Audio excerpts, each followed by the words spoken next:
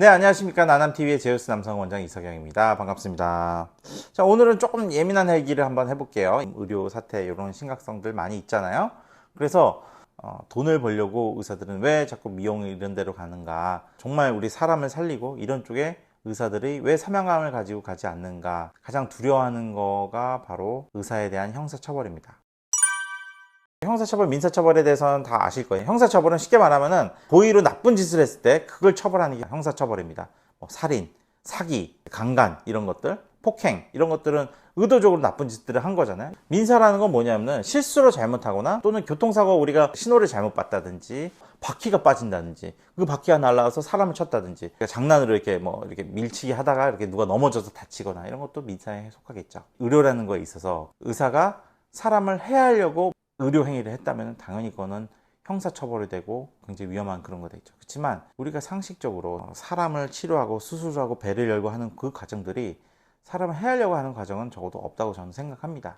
기본적인 의료를 배운 의사들로서 의료를 행하는 사람으로서 이 사람을 죽여야지 라고 배를 가는 사람은 아무도 없다고 저는 자신 있게 말씀드릴 수 있어요. 다들 살려야지 라고 들어갑니다.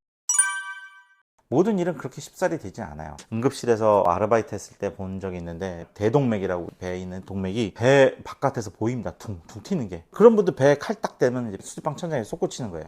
우리가 열심히 수술했는데 미세한 혈관 하나가 터졌어요. 원래 잘 막혀있던 혈관이 수술 중에는 잘 막혀있었는데 수술 끝나고 닫고 나왔더니 터졌어. 사고로 인해서 환자가 안타까운 일을 겪게 됐을 때 이거를 우리가 대한민국에서는 형사처벌을 합니다. 우리가 결론만 딱 떼놓고 보면 환자가 죽었는데 형사처벌을 하지 않아요? 라는 질문을 공공연하게 하고 있는 게 또 현실이기도 해요. 죽을 환자가 아닌데 환자가 죽었다. 보호자들 입장에서 굉장히 억울하고 분할 수도 있죠. 그래서 의사를 형사처벌하자. 공감할 수는 있어요. 그러면 형사처벌 어디까지 해야 될까요? 필수 의료를 하지 않는 그런 부분들이 환자를 치료를 잘 못했을 때 우리가 의사를 사형시키자라고 하면은 어떻게 될까요? 환자를 살리지 못하는 의사는 사형! 제가 장담컨대 모든 의료는 스톱이 될 겁니다. 그죠? 잘못했을 때 그거를 사형시키겠다?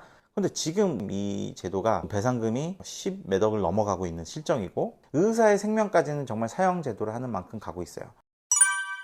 환자를 살리지 못했을 때 사형까지는 동의를 안 하실 것 같아요. 그죠? 무기징역 하면은 평생 교도소에서 썩게 한다. 이러면은 의사들이 열심히 사람을 살릴까요? 무기징역도 좀 그렇다. 그럼 한 징역 30년 정도 어떨까요? 의사들이 필수 의료를 열심히 목숨 걸고 살릴까요? 아니면은 필수 의료를 포기할까요? 이렇게 내려오다 보면은 징역 10년, 5년이라는 시간을 교도소에서 썩는다고 생각해 보세요. 필수 의료 할까요? 1년은 어떨까요? 1년은 가둘 수 있지 않을까, 의사를? 근데 상당히 많은 의사들은 1년도 필수 의료를 가지 않을 겁니다. 이런 형사처벌이라는 게 고의성이 없음에도 불구하고 의사들을 형사처벌함으로써 지금의 우리 필수 의료를 거부하는 사태를 낳고 있지 않는가. 다른 거 오늘 의대 정원이나 이런 문제는 논의를 하고 제가 의사라서가 아니고 제가 나중에 환자로서 수술방 위에 눕게 되는 상황에서 저는 의사에게 자신 있게 얘기할 수 있을 것 같아요. 저는 형사처벌하지 않을 테니까 최선을 다해달라. 소신진료해달라. 이렇게 얘기할 것 같거든요. 사회적인 어떤 의료가 체계가 형성되는 건 어떤 길이 더 올바른 길이 될지는 영상을 보시는 분들도 정확히 알 거라고 생각을 해요. 어쨌든 이 영상이 도움이 되셨다면 구독과 좋아요 부탁드리겠습니다. 감사합니다.